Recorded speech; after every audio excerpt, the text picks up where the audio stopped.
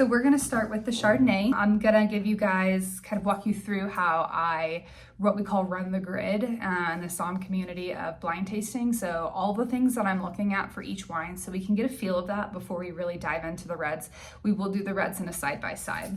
So Chardonnay is one of my all-time favorite grapes. I think Chardonnay gets, specifically American Chardonnay, gets a very bad rap nowadays. It's prone to be over-oaked by lower quality producers, but when we're talking about high quality producers, you can get such a great range of production. One of the best producers, specifically coming from the Russian River Valley, and what I think is one of the king producers of this area, is DuMOL.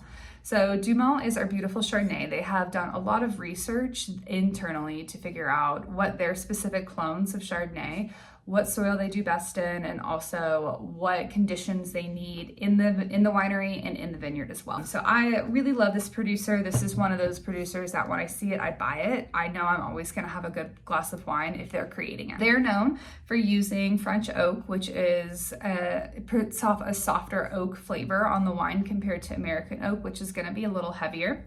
It spends 11 months in these barrels, and 30% new French oak, like I said, is not super high. It's very normal to see about 30%. That's a really good kind of checkpoint where we get the flavors of oak, but we're still able to taste the elements of the grape itself. So I'll go ahead and start running through. Well, like I said, we run the grid. So one of the first things I'm going to look at is color. So Chardonnay is one of the grapes that's known for being able to be identified as straw white all the way to gold. And this is a really good example of a golden wine. That's going to tell me a few things. It's normally going to tell me that it's a grape like Chardonnay. It could potentially tell me that it's Viognier, things of that nature. Things that have a little more color on their skins. The other big thing that you'll see a lot of people doing is looking at what we call the tiers. In reality, a lot of Somms, while we're blind tasting, tiers is going to be one of the things that we tend to shy away from. When we're blind tasting professionally, we only have 4 minutes to be able to taste each of these wines and decide what they are. Tiers really don't tell us much. They tell us the alcohol content of wines, and they also are going to tell us the sugar level. So things like port wine, which has high sugar and high alcohol, is going to have very heavy tiers compared to something like Pinot Grigio, or even this, that has tiers that form, but they're not very heavy. They don't really rush down the glass like they normally do. So that's going to be really all we look at for the color. Then the next big thing is we're going to analyze the nose of the wine. And I personally like to run through fruit first and then head to non-fruit characteristics. That's how I kind of keep things organized in my mind, especially when I don't know what grapes I'm tasting and have to be able to look through the whole list and really see. So I would immediately say that this is a powerful wine. The nose immediately hits you on your palate. You smell a lot of different layers up front. First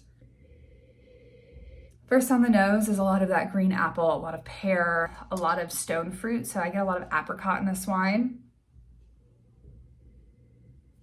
I also am starting to head towards the non-fruit characteristics. There is a little bit of that vanilla. There is indications of malolactic fermentation, which is a really fancy word for the buttery sensation we get in wine. Basically what we do is we take mallow acid and we turn it into lactic acid, the same acid found in dairy, which is how we're able to get that creamy texture to Chardonnays. All red wines go through them. Chardonnays, and there's a few other grapes, white grapes that tend to have it, but Chardonnay is the one that's most known for it. So I'm getting elements of that. I smell the vanilla. I smell kind of like this popcorny note to it. It smells very balanced, smells very well integrated. There is evidence of oak, definitely. We've got that vanilla note. Vanilla is the number one giveaway for me that oak is going to be on the wine in some way, shape, or form. And then the next thing we're going to do is go onto the palate.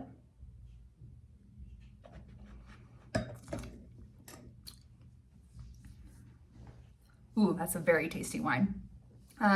So all the flavors are confirmed on the palate.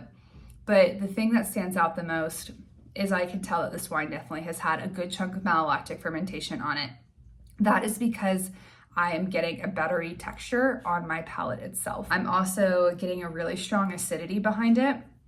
The way we're able to deduct acidity in wine is by how quickly your mouth waters after you take a sip. So for me, I took a sip of this wine and it was almost instantaneous on how fast my mouth was watering in this specific wine.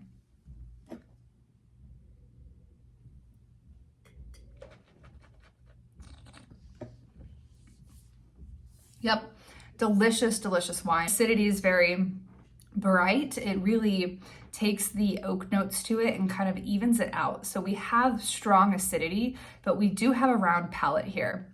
Chardonnay is known for being a relatively round wine. It can also be very lean when we're talking about Chablis and things of that nature, but very delicious, very bright wine. Pairing wise, you know, this wine could go with so many different things. This is what I would like to call a really good, just either by the bathtub wine, or even it goes great with food. It doesn't really need anything to shine. It would go really great with food. This is a phenomenal cheese board wine. It's a really great fish wine as well. I really hope you guys enjoy this wine as well. It's a really solid introduction into when we take the time and the energy to make high quality Chardonnays and we don't over oak Chardonnay, this is what we could get. We can get very elegant examples and very elegant expressions of this grape. In my personal opinion, this tastes very similar to a white Burgundy, specifically a Southern Burgundy. It's very bright, but still very integrated into the oak. You can really taste the oak usage, but it's done very elegantly. So I hope you enjoy this lovely introduction into American Chardonnay, and please go out there and try more American Chardonnay. There's some phenomenal wines out there.